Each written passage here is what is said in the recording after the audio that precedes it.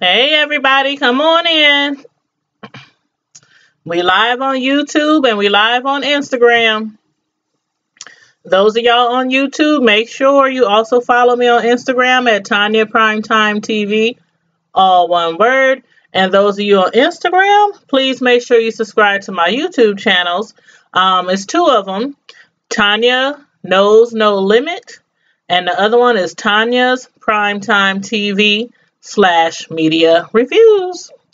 And also, as usual, I'm going to put in the chat the link to our Facebook group. So you guys feel free to go over there and click request to join, and I will add you to our Facebook group. Those of you on Instagram who can't see the link on YouTube, it's called Tanya's Primetime TV /media reviews. So you can look that up on Facebook, click request to join, and I'll add you to the group. But today we will be discussing the most current episode of Housewives of Atlanta, Real Housewives of Atlanta. And it's season 11, episode 4. Everybody in the chat, please come on in, have a seat, get you a nice drink, whatever that may be. Some juice, some tea, some wine, some yak, some water, whatever you prefer. But we're going to jump right into this review of this latest episode. And the title of the episode was, oh Lord, it was season 11, episode 4, Pass the Peach, Throw the Shade. And you know these ladies can be shady. We all know that. All of them. All of them. But anywho, the episode has started off with Candy and Todd paying a visit to Dr. Jackie. And we all know Dr. Jackie from the Married to Medicine show. And they were seeing her about, trying to get pregnant again. Candy feels, she felt that she's unable to get pregnant or, having complications on, getting pregnant because of some fibroid surgeries that she had in the past. So the next step for her, or I guess, the only other option for her is trying to surrogate. So she went to Dr. Jackie, to get more information on, doing a surrogacy pregnancy. So Jackie is telling her basically, y'all have 2 embryos left. Y'all have 2 embryos chilling on ice, just sitting there. So what y'all want to do? Todd, he wasn't really feeling it though when Dr. Jackie told him, even though y'all have 2 of them left, you can only use 1. You can only inseminate 1 into the surrogate mother. And he was like, but we don't want to leave any behind. He don't want to leave any behind. And they had said that on the last episode too. And I swear every time they mention that, I'm like, every time they say we don't want to leave any behind, I'm like thinking about the No Child Left Behind Act of 2001. That's the first thing that comes to mind. But seriously though, he's like, well, if we can only have 1 embryo per surrogate, then maybe we need 2 surrogate mothers. And everybody else is like, 2? You mean like twins? I don't know. I don't know what he's thinking. Like, come on, y'all. Dr. Jackie was like, you want 2 babies. Like, seriously, you want 2 babies. And then even Candy was sitting there like, I don't know about all that. I don't know about all that. But for real, y'all, remember the episode when Riley was talking stuff? She basically called them unfit parents. Not really. But she probably didn't use those exact words. But what she said was what she said. And y'all remember what she said. Which was basically, you know what? I don't know why y'all thinking about trying to have more kids. Y'all shouldn't be trying to have more kids. When I was younger, I used to think, you didn't even have a job, Mom. But, as I got older, it seemed like y'all don't ever got no time for us or time for the baby, we saw in that one episode when Candy was receiving an award, Todd was nowhere to be found, somewhere sipping at the bar. Candy was trying to, take photos and stuff for the award show, and her assistant was hanging on to the baby who's screaming at the top of his head, and he's like, I didn't sign up for this.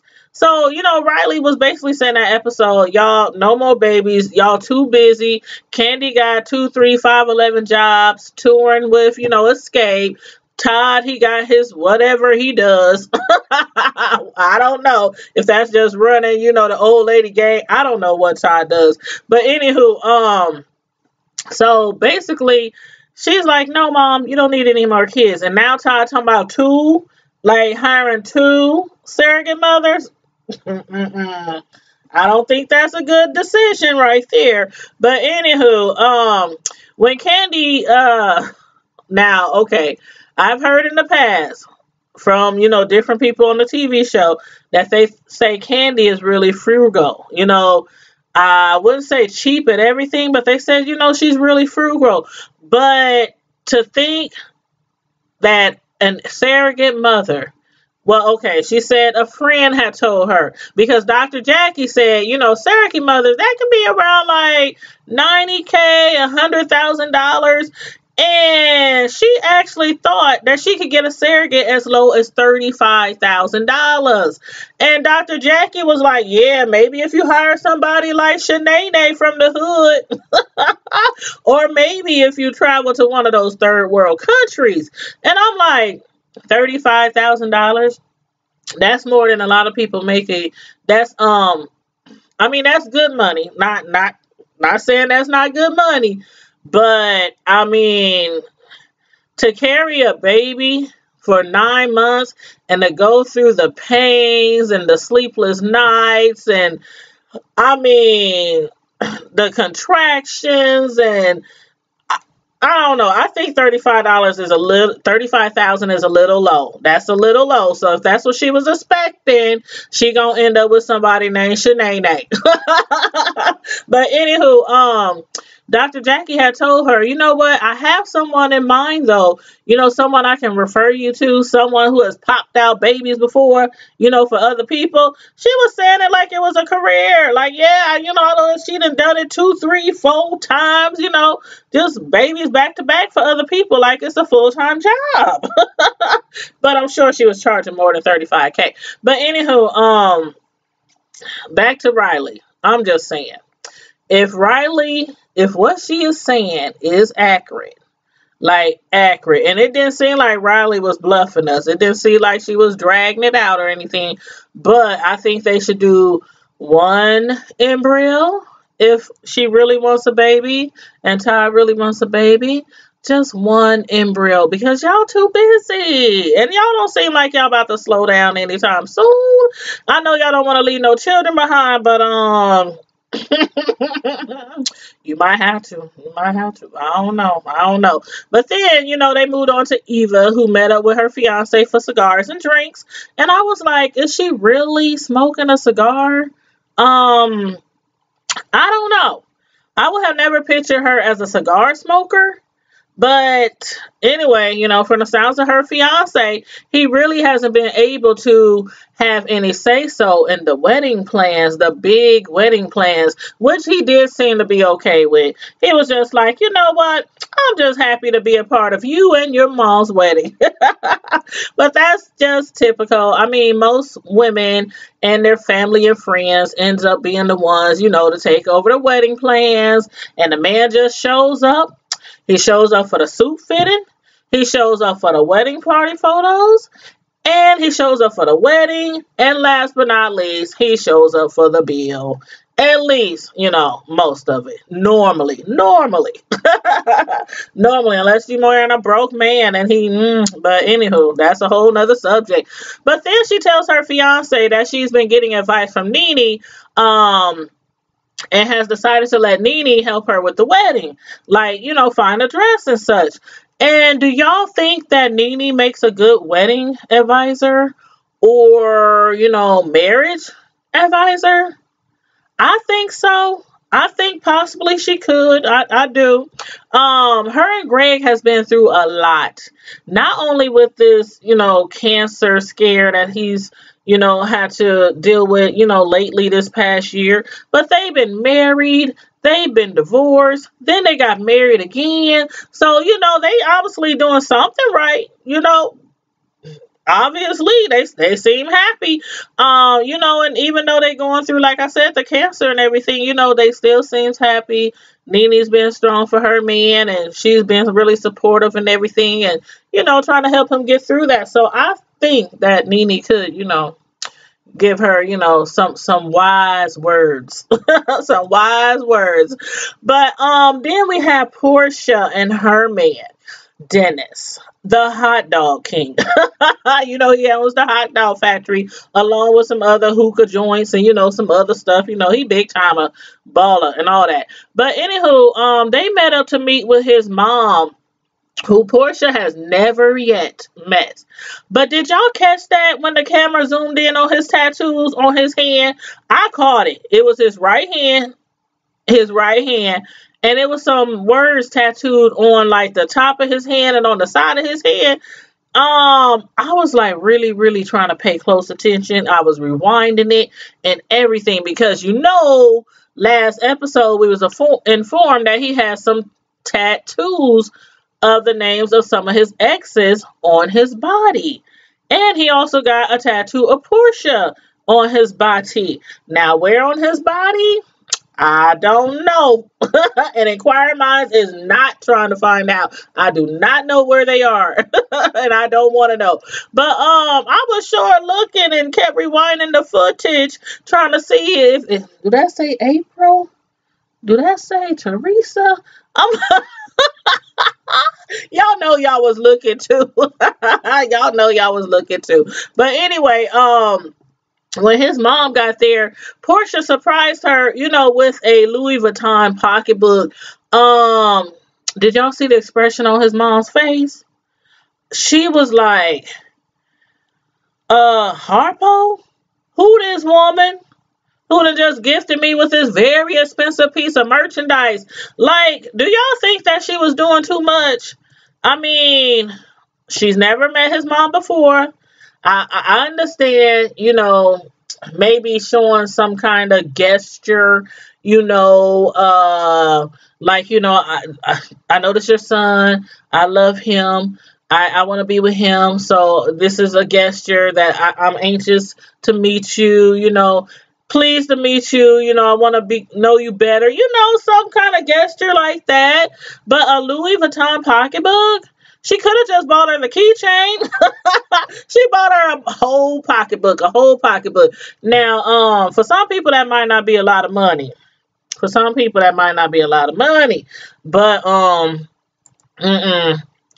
that I think that was doing too much. And even his mom was like, is y'all trying to tell me something? Is y'all trying to set me up for something? Like, should I get me a drink? But, she was like, and then she said, when she heard that they were already in love, and that they fell in love at first sight, she was like, are y'all moving to the altar real quick? Like, Portia was looking all crazy. Dennis didn't say a word. He was just sitting there like, Portia was like, trying to find the right words to say. And then she was like, you mean the marriage altar? No, Portia. The prayer altar. Of course she means the marriage altar. But then, Portia and them, they was just looking so uncomfortable. They was looking uncomfortable as hell, trying to explain, to his mom the tea on their relationship. But I was like, okay, if I was his mom, I'm like, okay, I'm gonna keep this little pocketbook, but I'm gonna keep my eye on you. But then about Miss Cynthia Bailey, I am beginning to think we will never get to meet her man outside of FaceTime. Like, this really is reminding me of the relationship with Sheree Winfield, without the prison jumpsuit. without the prison jumpsuit. But he tells Cynthia that he's planning to come see her in a month. So maybe we will get to see him after all, maybe. But I just hope we're not being strong alone again, like her last relationship, aka situationship. But she did tell us, he swam in the Lake Bailey several times. He didn't got wet. He didn't got dipped. He almost drowned. But, she told us, a little bit too soon, even though we didn't ask for it. But, oh well, she's happy. And she says that they are exclusive with a capital E. She made sure to say a capital E, like, okay, do y'all need further proof? Yeah, we do. Yeah, we do. But then, why was Shamari? Okay. Shamari, which is Ron DeVoe's wife, she was at the cake shop with his mom, to plan the twins' birthday party. And the only thing I was trying to focus on was the cakes in the background and the royal cakes that the employee was showing her. Hey, I can't help it. That's just the cake decorator and me zooming in on the cake art. I was like, ooh, that's a nice one. Ooh, get that one. But she's up there explaining to his mom, how she really hated how their relationship with each other, first started off. And Ron's mom was like, oh, I don't know. She just gave me like, I don't even want to be here. Like, she was looking all around and doing her eyes all crazy, like, and, side eyes and everything. And she was said, well, you know what? Why didn't you, as a woman, come to me as a woman and let me know what you feel? Or how you felt. And I'm like, yeah, why didn't you? You've been together all this time. Like, they've been together how long? How long? I think she said last episode 17 years. I think she said, don't quote me on it, but I think she said 17 years. But, I can really tell where his mom was coming from. She was like, you know what? My son was famous. He was young. He was making a few coins, making some coinage. And so naturally she was overprotective, and it was all kind of girls coming after him. Shoot, back then he was my husband. And I was only like 15 or 6. No, I was younger than that. But anywho, everybody loved them some Ron, from BBD and from New Edition. Everybody loved them some Ron. But anywho, after that, what on earth gave her the idea to tell her mother-in-law at that time that, I should have turned my volume down. My bad. What on earth gave her the idea to tell her mother at that time that her and Ron used to have an open relationship? Like, she already sitting there like she don't even want to hear nothing you got to say about how their relationship used to be back in the day and them not getting along. And she want to finally tell her at a cake shop on a reality show that, I didn't like how our relationship was. And also, by the way, we used to have an open relationship. We used to get down with the get down. Like, his mom was like, okay, I did not sign up for this. I know she's looking around like at the cameras, like, are we really live right now? Are we really live? And of course they weren't live, but they were filming. And that's the look his mom was giving me. Like, her expressions was priceless. But I'm like, why would you ever tell your mother-in-law that y'all used to get down with the freaky deaky stuff? I don't know. I don't know. But of course, as usual with any open relationship, the man doesn't mind bringing other women into the pic. But as soon as she mentions another man, it's time to close shop. And that's literally what happened. That's how that ended.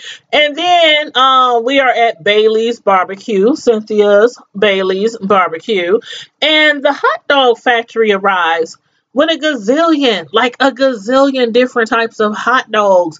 Thanks to Portia's man, Dennis, because again, he owns a hot dog factory. But did y'all see all them dang hot dogs? Like Portia.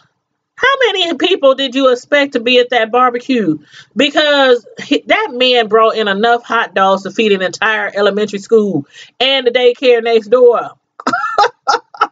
And then while on the patio or the deck, Cynthia, she brings up, about Eva telling everybody Will, that she had hired Will or paid Will to be her boyfriend or something like that.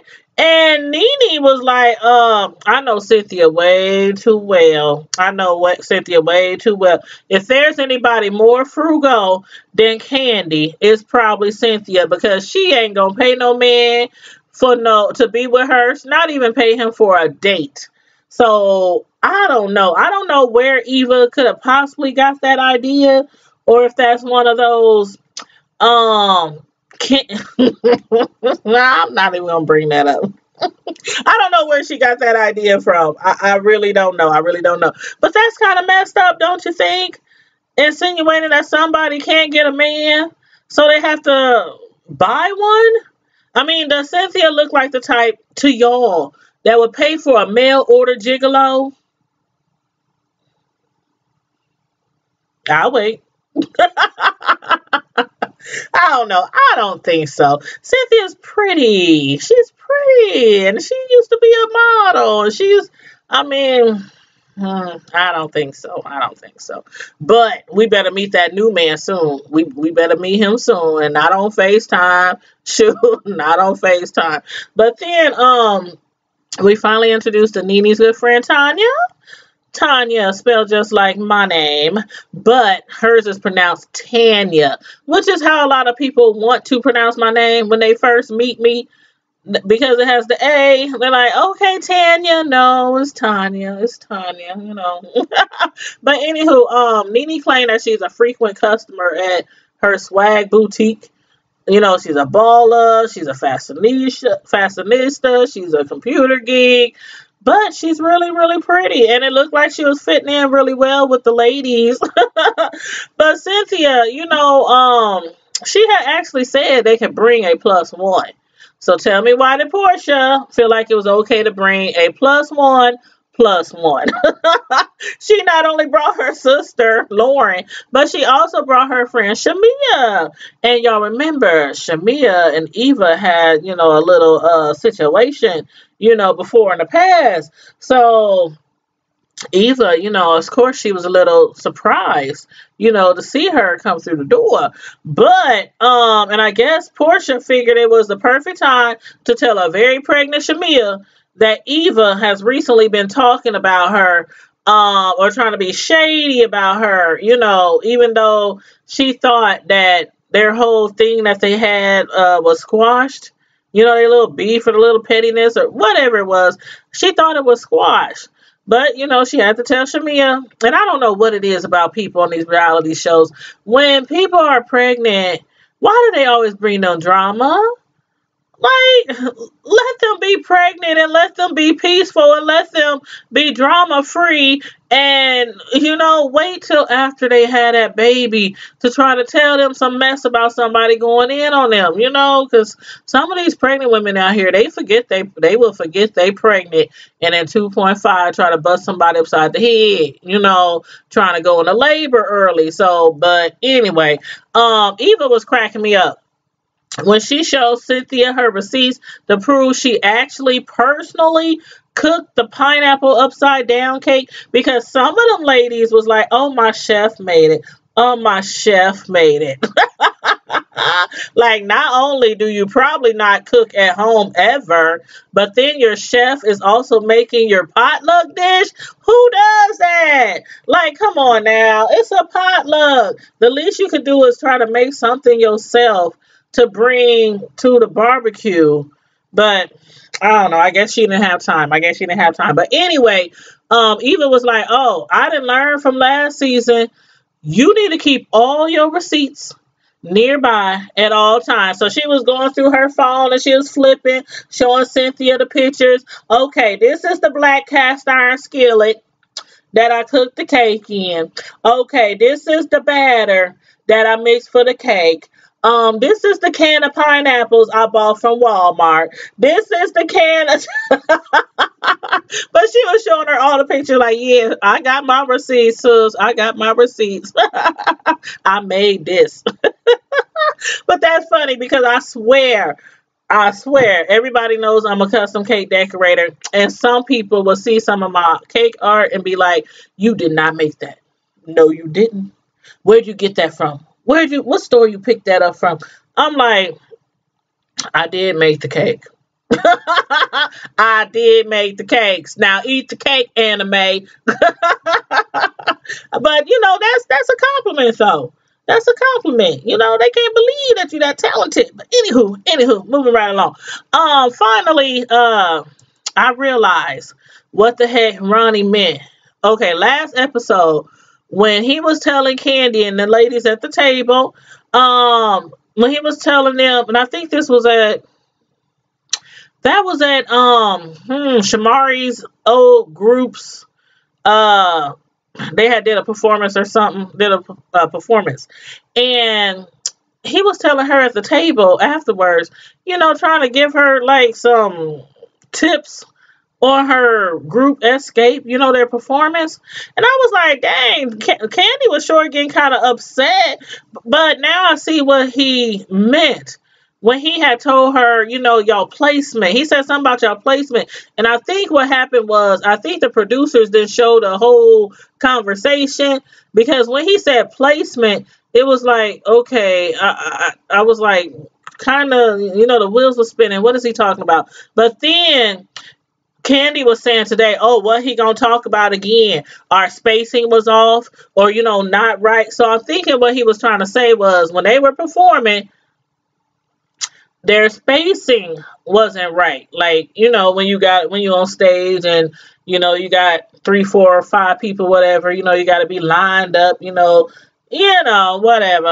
But anywho, I think that's what he was saying. And I was like, okay, now I understand. I understand. I mean, I hope I understand. Did I understand that right? Is that what he meant? But that's what it sounded like from Candy. But you know what? Again, I learned another revelation. Shamari said that Portia has always had a donkey booty since high school. For those of you who might think that her butt is manufactured, that is Portia's real booty meat. So no, Portia did not purchase a manufactured donkey booty from some no-name doctor in some cheap, stinking motel room. But y'all know, whenever somebody starts something off with no shade, but they not about to be shady. They about to be real shady. And they did just that when they started playing that game called Pass the Peach. I was like, oh Lord, this about to go left. This about to go left real quick. But actually, when they first started playing, in Eva's defense, she did take the peach, but then she quickly passed the peach on, because I think she didn't want to be shady that day. For some reason, she was shady when she was doing the photo shoot, talking about Cynthia Old, talking about she's the mother of the modeling world now. She's the mother. We gotta respect mother. She needs to show us how they used to get down back in the day. How they used to model, the vintage models. But anyway, and then she was shady about Shamia, the last episode. So anywho, I think she was trying not to be shady this time, so she hurried up and passed the peach. But anyway, they was like, nope, you ain't getting out of this one. First question, out of Candy and Shamari, who do you think needs a makeover the most? Now, Eva responded with Candy. She's dressed more fashionable, but Shamari wins the most snatched, hands down. What y'all think about that now? Do y'all agree? Honestly, y'all. Honestly, don't play with me now, y'all. Do y'all agree? I mean, I really, really need to know. Do y'all think Candy was dressed most fashionable? Hold on, let me pull up a picture. Let me see if I can find a picture. The woman who likes men and women. The woman who likes men and women. Miss Shamari DeVoe. Okay, be honest. Let's take a poll. Eva said Candy was dressed most fashionable. And I did like that little top. I did like that little top that Candy had. I can't wear nothing like that though. So you go, girl, because I've been had one side boobie falling out the other side, and I've been trying to hold it up, and I'm too big chested for all that.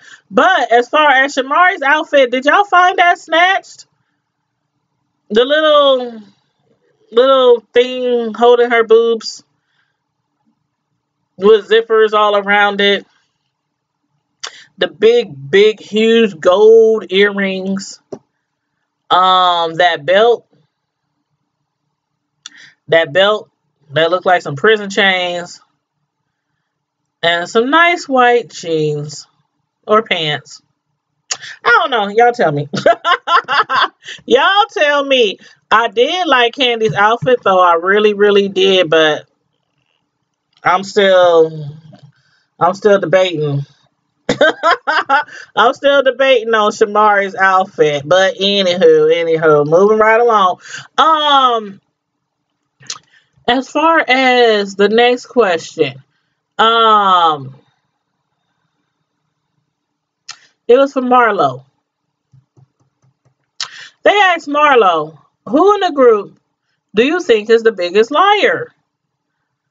Now, Marlo responded with, in the past, I would say it was Portia. But in the future, she said she would say it was Eva. And I was like, uh-oh, here we go. And then I was like, Eva, don't even ask. Don't even ask why they think you like the biggest liar. But she asked anyway. Then Marlo and Eva was going back and forth trying to decide, or determine who's the most basic chick of the group. Candy was like, forget that basic stuff. Eva, how you going to be so shady to Shamia the last time we met? All shady behind her back. And then today, you up here fixing her plate like y'all cool. And Eva was acting like she did no wrong. But was she also wrong when she started spreading rumors around that Cynthia paid Will to be her mail order gigolo? She was like, she don't know that as a fact to be true. I'm like, which part don't you know to be true? The part that Cynthia paid Will to be her boy toy part? Or that she doesn't know of the rumors she's been accused of spreading to be true? What y'all think? I don't know. Eva was acting like she was on the hot seat. Like she looked like she had a guilty conscience. She was looking all nervous. she was trying to perpetrate like she was calm, but I could see right through her. She was looking nervous. Like she probably said that. But y'all let me know what y'all think. Let me know if y'all think Eva really said that Cynthia goes around hiring men to be her hired boy toy. Y'all let me know. But I think she probably said it. But anywho, then the question Candy was given was, who is the freakiest one of the group? And Candy had the nerves to say, it's Portia. I'm like, okay, Portia, her big old donkey booty might be freaky. But Candy, hands down. I think Candy is the freakiest, and I think they all know Candy is the freakiest one of the group. I mean, who throws sex dungeon parties? Who's the one that has started a sex toy line a few years ago that's still going, still very profitable too? She had a sex show on TV. she had the nerve to say Portia was the most freakiest. I beg to differ, Candy. I beg to differ. And then, last of all, y'all need to tell me why Shamari was jumping up in the air like she had just won the grand prize when Cynthia asked which one of them had an open relationship before. She was way too excited, jumping up and down like, me. I did. Then she was talking about it was awesome. She was like, and it was awesome. But remember, she ended it because he was allowed to sleep with other women, but she wasn't allowed to sleep with other men. Now tell me what is so awesome about that. I don't think that's fair at all. That's a one-sided open relationship. Nah, bro. She talking about she slept with maybe 2 women and he slept with like 10, 50, 11, too many to count. I would have never imagined. I know back in the day, he was like a lot of girls' crush. A lot of girls had crush on him, and probably some way grown women probably had crush on him too. But open relationship with his wife? I would have never imagined that. Never imagined. But I can definitely imagine in any open relationship, the man is always like, yeah, get her. Find us a girl. But as soon as the lady be like, well, what about this nigga right here? Then it's a wrap. Nope. They ain't going for that. But anywho, y'all let me know what y'all thought about this episode.